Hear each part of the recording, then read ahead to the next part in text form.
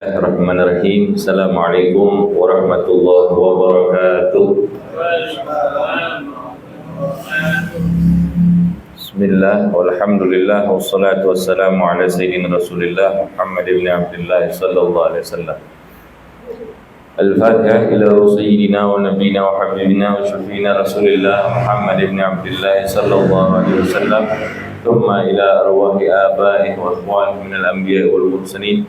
وثم إلى أرواح أزواجه وأصحابه وأهل بيته الطيبين الطاهرين خصوصا إلى أرواح الإمام المهاجر إلى الله وإلى رسول أحمد بن عيسى وسيدنا عبيد الله بن أحمد بن عيسى وثم إلى أرواح الإمام المرسل الأعظم الفقيه المقدم محمد بن علي بعلوي ومن جميع ساداتنا البعلوي أجمعين ثم إلى أرواح الشيخ عبد الرحمن محمد السقاف وأولاده ثم إلى أرواح الحبيب أبو بكر السكران سقاف وحبيب عمر مهضار وإخوانهما ثم إلى أرواح الحبيب علي بن أبي بكر السكران سقاف وحبيب عبد الله بن أبو بكر العدروس الأكبر وابنه الحبيب أبو بكر بن عبد الله العدروس العدني ثم إلى أرواح الإمام الفخر الوجود الشيخ أبو بكر بن سالم وأخي أقل بن سالم وثم إلى أرواح الحبيب أحمد بن محمد الحبشي صاحب الشيب وحبيب عبد الرحمن محمد الجوفي مولى أرشد وحبيب يوسف بن عبد الحسني وحبيب عمر بن يوسف بن عبد الحسني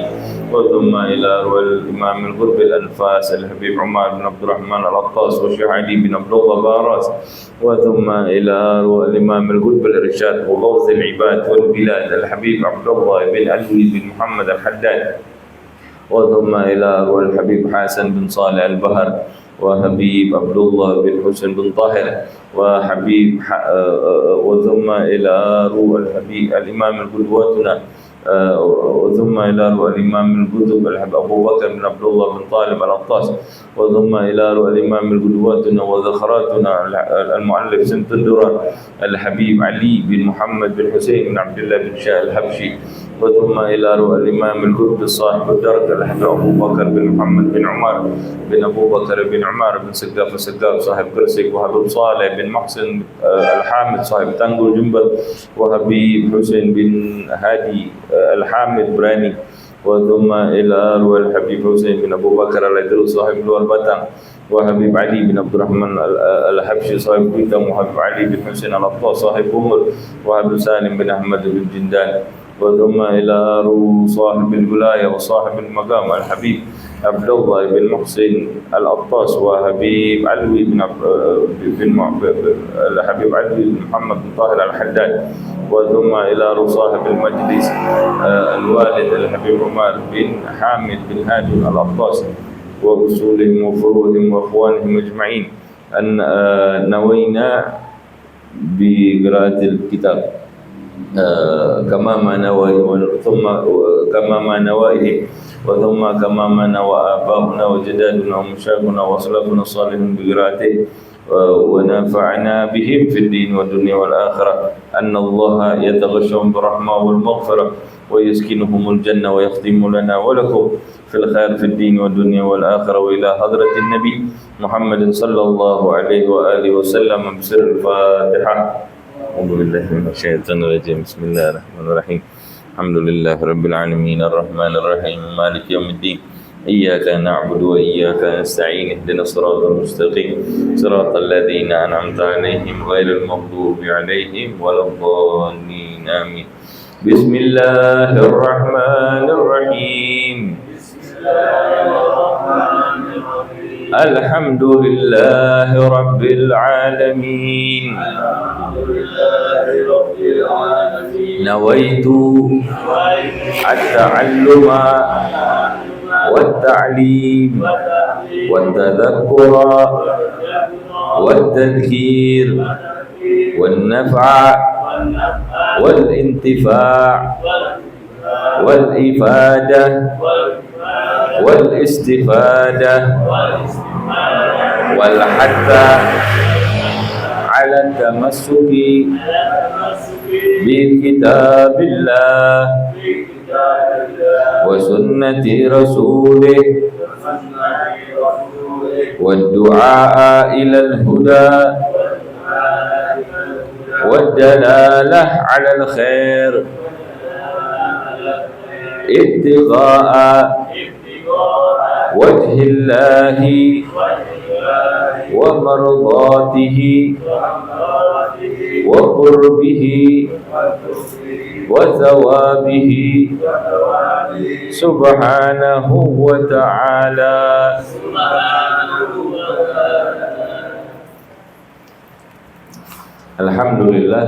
Alhamdulillahilladzi hadana bi'abdihi al-mukhtar man da'ana ilaihi bil idni wa qad nadana labbaika ya man dallana wa hadana. Allahumma salli wa sallim wa barik wa karrim ala dhatil muhammadiyya wal al waghfir lana ma yakunu wa ma qad kana. Subhanaka la ilma lana illa ma 'allamtana innaka antal alimul hakim. Rabbi shrah li sadri wa yassir li amri wahlul 'uqdatan min lisani yafqahu qawli, amma ba'd. Alhamdulillah, segala puji kehadirat Allah Subhanahu wa taala yang telah memberikan kepada kita berbagai nikmat hingga pada malam hari ini Allah pertemukan kita kembali di dalam majlis yang dimuliakan oleh Allah insyaallah Subhanahu wa taala, dan dalam keadaan kita bisa mengikutinya. Allah tentukan hati kita, jiwa kita, raga kita bisa duduk di tempat ini, dan itu merupakan satu nikmat yang Allah berikan kepada hamba-hambanya yang Allah pilih. Dan Allah Subhanahu wa taala juga Dia adalah yang telah menciptakan manusia bersuku-suku dan berbangsa-bangsa dengan tujuan untuk kita dapat saling mengenal satu sama lain, yang dari situ kita dapat mengambil banyak pelajaran. Di antaranya adalah besarnya kekuasaan Allah Subhanahu wa taala yang maha berkuasa di dalam penciptaannya, yang maha luas pengetahuannya, yang maha menentukan segala ketentuan yang terjadi di segala tempat, di setiap waktu, dari semenjak zaman terdahulu, zaman azali, sampai akhir zaman kelak. Salawat dan salam semoga senantiasa tercurah kepada sang baginda Rasulullah sallallahu alaihi wasallam, sang nabi pilihan, juga kepada keluarga beliau dan para sahabatnya. Beliau sallallahu alaihi wasallam Allah wujudkan di muka bumi ini, yang dengan wujudnya beliau sallallahu alaihi wasallam Allah jadikan kita mampu, kita dapat mengenal Allah Subhanahu wa taala dengan sifat-sifatnya yang agung, dengan sifat-sifatnya yang mulia, yang mana seluruh kemuliaan yang ada di muka bumi ini, yang tersebar dari waktu ke waktu, dari tempat ke tempat, semua itu bersumber kepada kemuliaan Allah Subhanahu wa taala. Sebelumnya masih di suasana bulan Syawal, saya pribadi ingin mengucapkan minal aidin wal faizin, taqabbalallahu minna wa minkum wa kullu amin wa antum bikhair. Saya memohon maaf atas segala kekurangan, segala kekhilafan atau kesalahan yang pernah saya lakukan pribadi, sengaja atau enggak sengaja, tersurat maupun tersirat. Semoga kita semua Allah kembalikan ke dalam keadaan kita yang fitrah, yang bersih dari segala celah dan kekurangan, dan sama-sama saya juga minta maaf saya juga sudah memaafkan lah. Kalaupun ada yang salah nggak usah dipikirin, maksudnya ya kita sama-sama saling memaafkan aja. Semoga Allah bersihkan jiwa kita, hati kita dari segala celah, kekurangan, dosa, maksiat. Berkah dari Ramadan yang sudah kita lalui, berkah dari sahibur Ramadan Sayyidina Rasulullah Muhammad sallallahu alaihi wasallam, dan rahmat dari Rabbnya Ramadan Allah Subhanahu wa taala. Ayyuhal ikhwan, teman-teman sekalian, sahabat-sahabat saya dalam majelis-majelis khair, kita berkumpul di tempat yang Allah muliakan. Allah pilih tempat ini, Allah jadikan jiwa-jiwa orang yang mendirikan tempat ini sebagai jiwa-jiwa yang mulia, karena di dalam tempat ini terjalin silaturahim, Di dalam tempat ini terjalin hubungan antara manusia dengan manusia untuk mengenal nabinya, untuk mengenal Rabbnya. Dan salah satu tujuan tersebut yang menghiasi pertemuan kita pada malam hari ini adalah untuk kita saling menjalin silaturahim. Halal bihalal. Ini halal bihalal istilahnya kayaknya cuma ada di Indonesia. Ya nggak salah, cuman maknanya perlu kita pahami bahwa halal bihalal maksudnya adalah kita saling menghalalkan satu sama lain. Kalau dulu kita punya salah ucap, kita punya salah sikap, kita punya salah prasangka, kita saling menghalalkan satu sama lain, saling mengikhlaskan satu sama lain, saling memaafkan atas segala tadi yang sudah pernah kita lakukan, keburukan-keburukan di masa lalu, di masa yang lampau. Semoga Allah Subhanahu wa taala membukakan hati kita untuk kita bisa saling bersilaturahim dan saling memaafkan satu sama lain, ya. Malam hari ini kita nggak akan lanjutkan dulu bahasan kitab Miftahus Sharairnya, tapi kita mau membahas tentang silaturahim, ya, sesuatu yang lebih ringan yang momennya masih pas gitu ya. Silaturahim itu bukan sesuatu yang bernilai remeh. Silaturahim itu bisa menjadi suatu amalan yang bernilai besar di sisi Allah Subhanahu wa taala. Di dalam sebuah riwayat Nabi Muhammad sallallahu alaihi wasallam mengatakan, atau kama qala sallallahu alaihi wasallam, la yadkhulul jannah gatibun. Dikatakan bahwa tidaklah masuk ke dalam surganya Allah Subhanahu wa taala gatibun, seorang pemutus. Gatibun di situ enggak pakai alif lam di depannya memang. Jadi maknanya umum. Maknanya umum. Jadi di dalam bahasa Arab kalau ada alif lam di depannya itu kayak di bahasa Inggris pakai the, the itu ya. Jadi kalau kita bilang buku di dalam bahasa Inggris kan umum. Buku apaan? Ya ditulisnya cuma book aja. Tapi kalau kita menunjuk buku yang spesifik, buku itu, itu dia pakainya the book gitu ya. Nah itu di dalam bahasa Arab juga begitu. Ada alif lam di depannya. Ada misalnya buku tuh bahasa Arabnya apa ya? Kitab. Kitab tuh umum aja. Semua buku. Kalau saya cuma bilang ambilkan saya kitab, ya semua kitab diambilin dikasih ke saya. Kitab apapun itu normal, benar gitu, nggak salah. Tapi kalau saya bilang ambilkan kepada saya Alkitab, ada alnya di depannya, ada alif lamnya, berarti itu saya sedang menunjuk sebuah buku yang memang spesifik. Nah di sini dibilangnya la yadkhulul jannah gatibun, nggak pakai al-gatib, nggak ada alif lam. Jadi yang dibilang pemutus di sini maksudnya apa? Nah yang dibilang pemutus di situ adalah qati'ur rahim, adalah pemutus tali kekerabatan. Jadi maknanya nggak akan masuk surganya Allah Subhanahu wa taala seseorang yang memutus tali kekerabatan. Nah, jadi kekerabatan, tali kekerabatan, rahim, silaturahim, menjalin tali kekerabatan itu adalah sesuatu yang boleh jadi menentukan masuk atau tidaknya kita ke dalam surganya Allah Subhanahu wa taala. Kekerabatan terhadap sesama saudara yang memiliki ikatan satu darah, satu bapak, satu ibu, satu kakek, satu nenek. Ini kita masih punya ikatan kekerabatan, ikatan darah. Khususnya itu.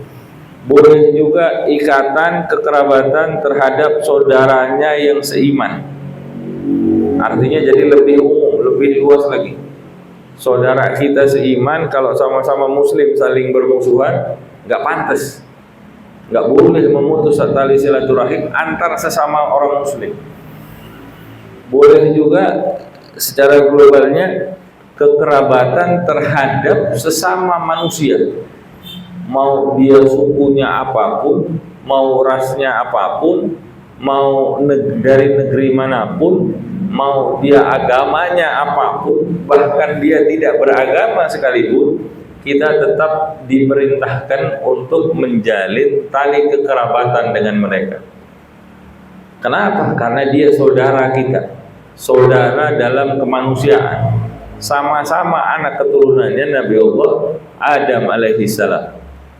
Dan mereka juga ciptaannya Allah Subhanahu wa taala. Yang tadi disebutkan bahwa Allah sudah menciptakan manusia itu memang berbangsa-bangsa dan bersuku-suku supaya kita bisa saling mengenal. Gimana kita bisa saling mengenal satu sama lain kalau kita nggak mau menjalin tali kekerabatan? Jadi dibalik daripada ayat tadi itu, kita itu juga diperintahkan untuk menjalin kekerabatan apabila ayat tersebut dihubungkan dengan riwayat yang disampaikan oleh Rasulullah SAW. Maka perhatikan dibalik apa yang dikabarkan oleh Rasulullah SAW, la yadkhulul jannah ghatiun, nggak akan masuk surga seorang pemutus tali silaturahim, tali kekerabatan. Bagaimana perintah menjalin silaturahim ini enggak terlepas dari bagian yang harus diperhatikan di dalam agama kita. Jadi dia bukan sembarang-sembarang. Perintah ini bukan larangan untuk memutus tali kekerabatan, itu bukan perintah yang kacang-kacang, bukan perintah yang remeh. Ini adalah bagian di dalam agama kita. Boleh jadi kita sholatnya bagus, puasanya bagus, zakatnya bagus, umroh berkali-kali, haji berkali-kali. Tapi kalau kita memutus tali silaturahim, Rasulullah SAW bilang, la yadkhulul jannah ghatiun, nggak akan masuk surga orang yang memutus tali kekerabatan tadi itu. Jadi perhatikan sholat kita, semua itu tetap kita perhatikan. Dan jangan lupakan untuk menjalin tali kekerabatan. Selain daripada itu, mafhum mukhalafahnya, kebalikan daripada pemahaman terhadap riwayat tadi itu, la yadkhulul jannata ghatiun, dibaliknya kalau kita mau balik, kita bisa memetik satu kabar gembira dari Rasulullah SAW. Loh, gimana? Itu kan ancaman. La yadkhulul jannah ghatiun. Ini kan kalau diterjemahkan bahasa Indonesia, nggak masuk surga orang yang memutus tali kekerabatan. Dari mana ada kabar gembiranya? Pemahamannya kita balik tuh pemahaman. Berarti orang yang masih menjalin tali silaturahim itu, kalau kita masih suka menjalin tali silaturahim, kita masih memiliki peluang untuk masuk ke dalam surganya Allah Subhanahu wa ta'ala. Ya, dipahami ya? Kan nggak masuk surga nih orang yang memutus. Berarti kalau kita masih menjalin, kita masih punya kemungkinan untuk masuk ke dalam surganya Allah Subhanahu wa ta'ala. Mungkin puasa kita ala kadarnya, mungkin sholat kita ala kadarnya, mungkin sedekah kita ala kadarnya, tapi kita masih menjalin tali silaturahim. Mungkin dari pintu-pintu itu kita susah untuk masuk, maka pintu yang ini jangan ditutup sama sekali. Jangan ditutup. Buka peluang sebanyak-banyaknya untuk kita bisa masuk ke dalam surganya Allah Subhanahu wa ta'ala. Dan ibadah menjalin silaturahim itu insya Allah orang-orang itu suka melakukannya. Dia tidak seberat kita menjalankan sholat, misalnya gitu. Sholat ada ketentuan-ketentuannya yang harus kita perhatikan. Puasa ada ketentuan-ketentuannya yang perlu kita perhatikan. Dan buat beberapa orang melaksanakan sholat berat, melaksanakan puasa berat, Mengeluarkan sedekah, zakat berat. Umroh atau haji susah, biayanya mahal. Tapi tidak seperti ibadah-ibadah yang lain, menjalin silaturahim ini kebanyakan orang mampu menjalankannya dengan keadaan sukarela. Enak aja dah kalau mau jalan silaturahim, nggak ada berat-beratnya. Saya mau nongkrong di satu tempat, kalau dia niatkan untuk menjalin silaturahim, dapat tuh dia pahala untuk menjalin silaturahim. Dan biasanya orang kalau untuk berkumpul dengan sesamanya, malasnya itu hilang. Malasnya itu hilang. Karena kita fitrahnya makhluk sosial kok. Kita nggak bisa hidup soliter sendirian gitu. Datang ke gunung sendirian, nggak punya teman, nggak punya apa, nggak enak.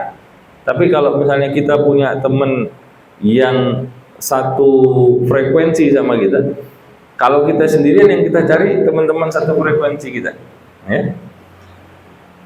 Menjalin silaturahim itu insya Allah bisa dijalankan oleh setiap orang dengan keadaan yang lebih sukarela.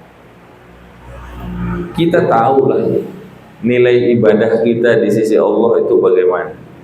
Nggak usah dijelaskan, hati kita udah bisa jadi timbangannya sendiri.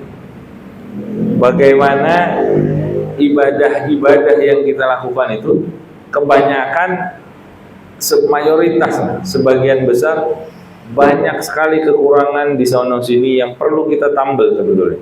Ya, berapa banyak dari kita yang merasa sholatnya pasti diterima oleh Allah Subhanahu Wa Taala? Nggak ada.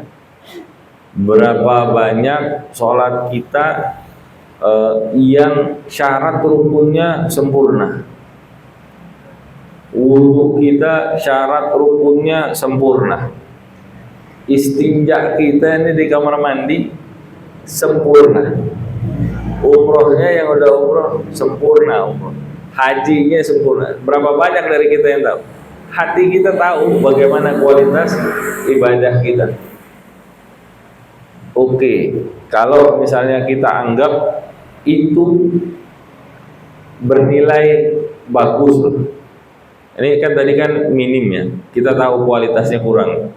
Oke lah kalau misalnya dia impas gitu, nilainya pas-pasan, dibandingkan dengan nikmat yang Allah kasih ke kita sama ibadah yang kita lakukan dengan pas-pasan tadi itu, masih banyakkan nikmatnya yang Allah berikan kepada kita. Sebanding nggak? Nggak sebanding. Bahkan di dalam riwayat itu ada satu orang di zamannya sebelum zaman Nabi Muhammad, di zamannya Nabi Allah Musa kalau saya nggak salah, itu yang dia beribadah 300 tahun. Ketika nanti ditanya sama Allah, masukkan dia ke dalam surga dengan rahmatku, kata Allah Subhanahu Wa Taala. Dia bilang dengan amalku ya Allah, ya Rabb. Dia bilang, kata Allah, dengan rahmatku. Kemudian dia masih bersikuku, saya 300 tahun melakukan ibadah ya Rabb, maka masukkan saya ke dalam surga dengan amal, dengan pahala amal ibadah saya. Orang ini nantang, ditimbang, ya kan Allah adil, timbang antara amalnya 300 tahun dengan nikmat sebelah matanya. Setelah ditimbang masih lebih nikmat sebelah matanya dibanding ibadah 300 tahun yang dia lakukan. Kemudian orang itu menangis. Orang itu menangis. Dia mau dimasukkan ke dalam neraka, bukan dia nangis karena masuk ke dalam neraka, tapi dia nangis karena dia sadar masuk ke dalam surganya Allah nggak bisa ngandelin ibadah. Nggak bisa ngandelin ibadah. Masuk ke dalam surganya Allah dengan rahmatnya Allah Subhanahu Wa Ta'ala. Yaitu kalau kita nilainya impas misalnya, ataupun kalau misalnya kita anggap ibadah kita nilainya sempurna 100 semua, itu semua yang bisa kita lakukan tadi dengan sempurna, yang kita anggap sempurna tadi itu, yaitu semua adalah pemberian ketetapan dari Allah Subhanahu Wa Ta'ala. Pemberian ketetapan. ketetapan yang sudah ditetapkan oleh Allah Subhanahu wa taala. Maka karena kita sekarang hati kita tahu tentang kualitas ibadah yang kita lakukan, maka jadikan perkataan sang Nabi tadi itu, sabdanya Rasulullah SAW yang tadi itu, la yadkhulul jannata ghatiun, jadikan itu sebagai sebuah kabar gembira buat kita, penyemangat buat kita, supaya kita semangat untuk menjalin silaturahim, menjalin tali kekerabatan. Jadikan amal ini sebagai salah satu bekal kita, pegangan kita, untuk kita bisa masuk ke dalam surganya Allah Subhanahu wa taala kelak. Nah, kalau kita jadikan dia sebagai pegangan, maka waspada. Jaga silaturahim ini, jaga menjalin tali kekerabatan itu, peluang kita untuk masuk ke dalam surga itu kita jaga sebagaimana halnya kita menjaga diri kita dari perbuatan-perbuatan maksiat kepada Allah Subhanahu wa taala. Kita kan ngejaga diri nih. Kita amal, kita beribadah, kita jauhi maksiat, kita jauhi narkoba, kita jauhi minum-minuman keras, kita jauhi berzina. Kan kita takut untuk melakukan hal itu.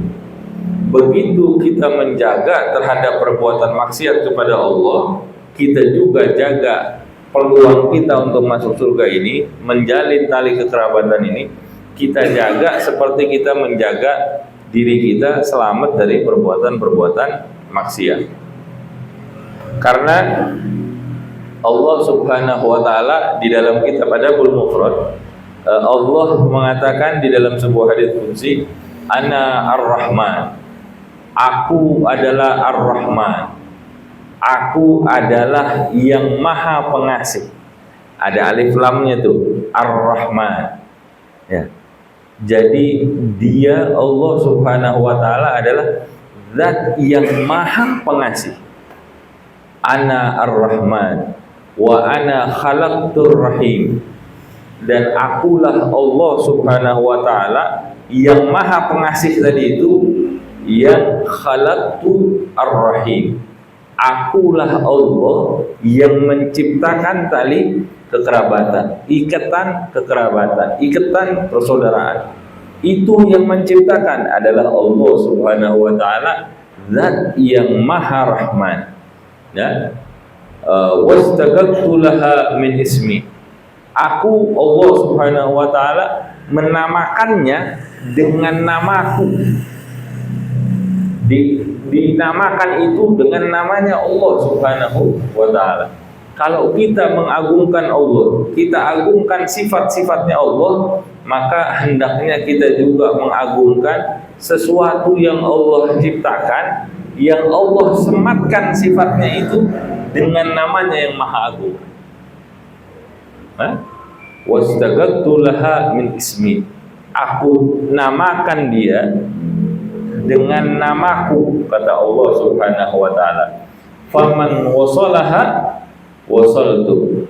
Siapa orang yang menyambungnya, menjalinnya, maka aku akan menjalin hubungan dengannya. Aku akan menjalin hubungan dengan orang yang menjalin tali kekerabatan. Waman qata'aha, siapa orang yang memutusnya, batattu, maka aku, Allah Subhanahu wa taala, akan memutus hubungan dengannya. Karena kita paham bahwa Allah menginginkan kita untuk menjalin tali silaturahim. Rasulullah SAW menjelaskan kepada kita bagaimana peluang untuk bisa masuk surganya itu, surganya Allah Subhanahu wa taala, adalah dengan menjalin silaturahim. Maka kita jaga nih hati kita, kita gerakkan diri kita untuk bisa senantiasa menjalin silaturahim Jangan memutus tali silaturahim, tali kekerabatan, tali persaudaraan kita, persaudaraan sedarah, persaudaraan seiman, persaudaraan sesama manusia ciptaan Allah Subhanahu wa ta'ala. Menjaganya juga dengan cara memperhatikan bagaimana kita menjalin silaturahim itu dengan baik dan benar. Kita ambil permisalan misalnya ya, kita sholat. Sholat itu kan tadi ada ketentuan, ada aturannya, ada yang boleh dilakukan, ada yang harus dilakukan, ada yang nggak boleh dilakukan, ada yang baik untuk dilakukan, ada yang nggak baik untuk dilakukan, ada yang sunnah, ada yang makruh. Kalau kita mau menjaganya, maka sholat kita bakal baik ya. Tapi kalau kita nggak jaga soal itu, kita tabrak semua. Yang nggak boleh dilakukan kita lakukan, yang kita nggak boleh lakukan kita lakukan, yang harusnya kita lakukan tidak kita lakukan. Sholatnya rusak nggak? Rusak. Kalau sholatnya rusak, maka amalannya itu, sholatnya tadi itu merdut, tertolak ya. Harusnya takbiratul ihram itu Allahu Akbar, dia bukan Allahu Akbar, nggak pakai lagi Allahu Akbar takbiratul ihram, dia langsung sujud misalnya. Masbuk nih, masbuk harusnya dia pakai takbiratul ihram Allahu Akbar, dia udah nggak pakai takbiratul ihram, langsung dia ikutan sujud. Sah nggak sholatnya? Nggak sah sholatnya. Kenapa? Dia tidak melakukan takbiratul ihram. Kemudian apalagi yang wajib, misalnya ruku, dia nggak mau pakai ruku, langsung sujud, nggak pakai ruku, nggak pakai iktidal, habis baca surat langsung sujud. Harusnya dia nggak lakukan itu, tapi itu langsung dia lakukan, ditabrak semua, batal sholat, rusak sholat. Yang harusnya misal dia lupa melaksanakan tahiyatul awal, tahiyat awal dia lupa nih, maghrib misalnya, harusnya dia duduk tahiyat awal, kemudian dia berdiri. Pas dia berdiri, dia ingat saya belum melakukan belum melakukan tahiyat awal. Boleh nggak dia duduk lagi? Kalau dia duduk lagi, batal sholatnya, batal sholatnya. Tapi kalau itu tidak dia lakukan, dia teruskan, dia ngerti aturannya, sholatnya selamat. Tinggal nanti terakhirnya tambahin sujud sahwi ya. Nah kalau kita nggak jaga itu, maka rusak sholat kita. Begitu juga silaturahim ini, ada ketentuannya, ada hal-hal yang harus kita perhatikan, ada yang perlu kita ada yang perlu kita jaga untuk kita berusaha menjamin ini bisa berjalan, silaturahimnya bagus. Jangan diisi dengan hal-hal yang membatalkan pahalanya atau bahkan merusak ibadah itu sendiri.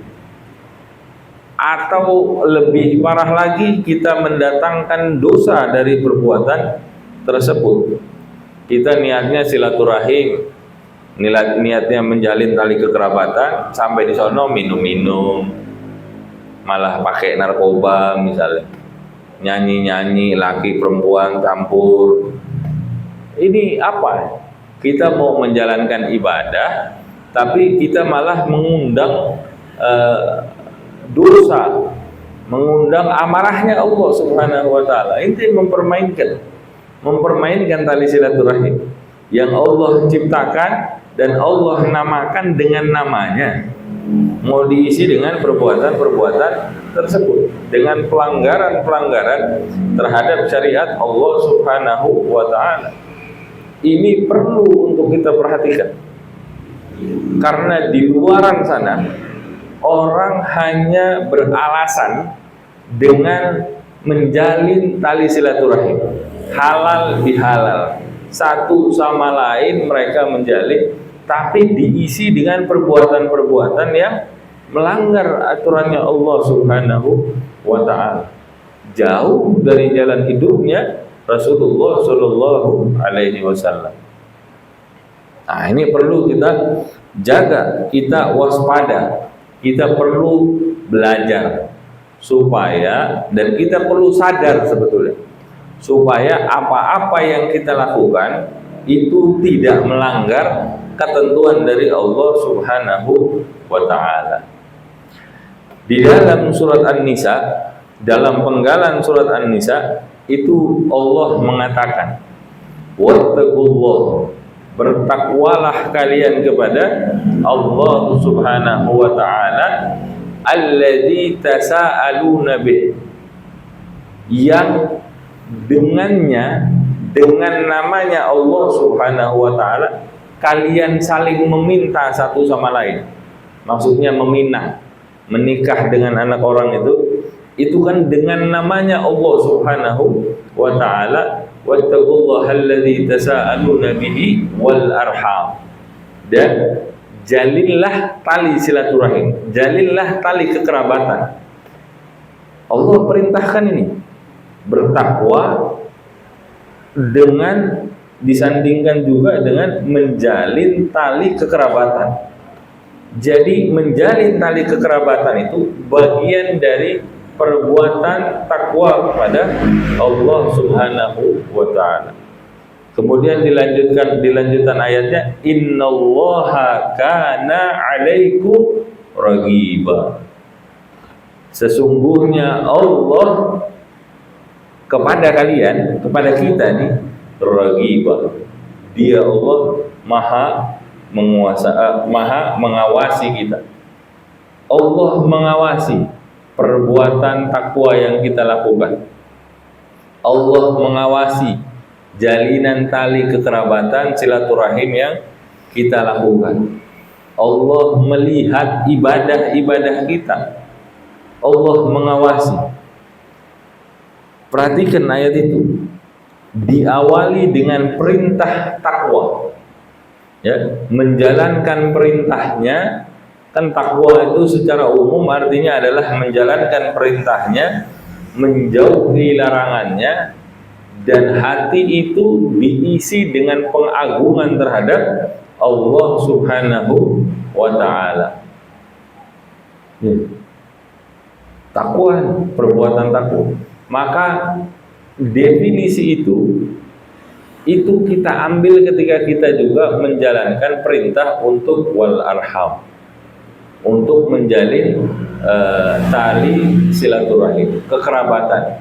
Ya, Allah Subhanahu wa Ta'ala mengawasi kita. Allah Subhanahu wa Ta'ala mengetahui keadaan kita. Allah Subhanahu wa Ta'ala melihat apa yang kita kerjakan. Allah Subhanahu wa Ta'ala mendengar apa yang kita bicarakan. Allah Subhanahu wa Ta'ala menjaga kita, mengawasi kita di dalam setiap keadaan kita. Apa yang kita lakukan, Allah tahu. Apa yang kita lihat, Allah tahu. Apa yang kita dengar, Allah tahu. Apa yang kita pikirkan, Allah tahu. Apa yang terbersit di dalam hati kita, Allah Subhanahu wa Ta'ala mengetahui hal itu.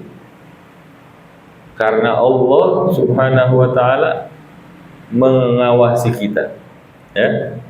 Tidak ada satu hal pun yang tersembunyi dari Allah Subhanahu wa Ta'ala. Maka berhubung ini masih bulan Syawal, ya, di bulan ini, di tahun ini maupun di waktu-waktu yang akan datang, kita jadikan silaturahim itu reuniankah, halal bihalalkah, segala bentuk menjalin tali silaturahim itu, jadikan dia sebagai salah satu upaya pendekatan kita kepada Allah Subhanahu wa Ta'ala untuk mendapatkan pandangan kasih sayangnya Allah Subhanahu wa Ta'ala, bukan untuk mendapatkan murkanya Allah Subhanahu wa Ta'ala yang dia kita jaga dari hal-hal yang mungkin merusak ibadah kita tadi itu. Jaga dia Dengan apa? Dengan penjagaan ilmu. Jaga dia, hiasi dia dengan niat-niat yang mulia. Dan kita jadikan pendengaran kita, tangan kita, kaki kita, mata kita, pendengaran kita, pikiran kita, hati kita dalam keadaan terbaik untuk kita menjalankan upaya ini, ya. Dan sama-sama kita tengadahkan tangan kita, kita tundukkan hati kita, kita sama-sama meminta kepada Allah Subhanahu wa taala, ya Allah ya Rabb, yang maha mengawasi hamba-hambanya, yang senantiasa berusaha mendekat kepada kasih sayang-Mu. Kami ya Allah dengan segala kelemahan dan kekurangan di dalam diri kami, karuniakanlah kepada kami semua ya Rabb pengawasan yang terbaik dari pengawasan-Mu, dan jadikanlah kami sebagai hamba-hamba-Mu yang rakus terhadap sifat kasih sayang-Mu, yang rakus terhadap warisan ilmu Nabi-Mu Muhammad sallallahu alaihi wasallam, pada ilmu beliau, pada syariat beliau, dan jadikan pula kami sebagai orang-orang yang rakus dalam menjalin tali silaturahim dan menjaga kegiatan itu untuk mendapatkan kasih sayang-Mu ya Allah, demi mendapatkan kelembutan ketentuan-Mu ya Allah, dan jadikan kami sebagai hamba-hamba-Mu yang takut dalam bermaksiat kepada-Mu ya Allah. Jika ada di dalam hati kami kurang rasa takut dalam bermaksiat kepada-Mu ya Allah, maka tumpah ruahkan rasa takut itu ke dalam hati kami, dan gantikan dia dengan pengagungan terhadap ilmu, terhadap syariat Rasulullah sallallahu alaihi wasallam. Gantikan dia dengan rasa takut, dan jadikan kami sebagai orang-orang yang ingin mendekat kepada-Mu ya Allah, dan golongkanlah kami semua yang ada di dalam tempat ini pada khususnya dan di luaran sana ya Allah sebagai hamba-hamba-Mu yang tergolong sebagai orang-orang yang ahli di dalam ketakwaan kepada-Mu ya Rabb.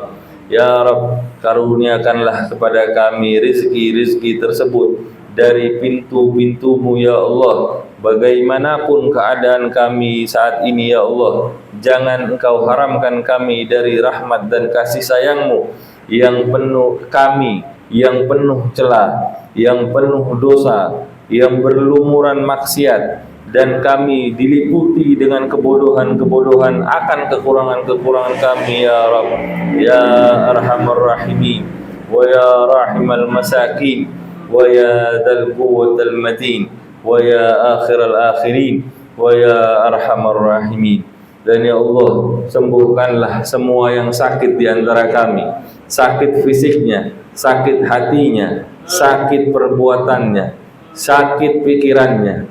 Jadikanlah kami semua Engkau angkat dari kami berbagai macam penyakit itu, dan gantikanlah dengan kesehatan yang sempurna ya Allah. Allahumma rabban nas adhibil bas ishfi anta syafi wa'afi antal mu'afi la shifa illa shifa'u shifa'an la yughadiru sagaman wala alama ya kafiya wafiya syafi. Wa ila hadratin Nabi Muhammad sallallahu alaihi wasallam bisiril Fatihah. Bismillahirrahmanirrahim. Alhamdulillahirabbil alamin arrahmanir rahim maliki yaumiddin. Iyyaka na'budu wa iyyaka nasta'in ihdinas siratal mustaqim siratal ladzina an'amta 'alaihim ghairil maghdubi 'alaihim waladdallin. Amin. Ya Rabbana tarafna bi annana tarafna wa annana ashrafna 'ala ladha ashrafna فتب علينا توبة تغسل لكل حوبة واستر لنا العورات وآمن الروعات واغفر لوالدينا ربي ومولودينا والأهل والأخوان وسائر الخلان وكل ذي محبة أو جيرة أو صحبة آمين ربي اسمع فضلا وجودا منا لا باكتساب منا بالمصطفى الرسول نهضى بكل سول صلى وسلم ربي عليه عد الحب وآله وصحبه عداد السحب والحمد لله في البدء والتناهي سبحانك اللهم وبحمدك أشهد أن لا إله إلا أنت أستغفرك وأتوب إليك. Kurang lebihnya dari saya mohon maaf. Wal minkum. Wassalamualaikum warahmatullahi wabarakatuh.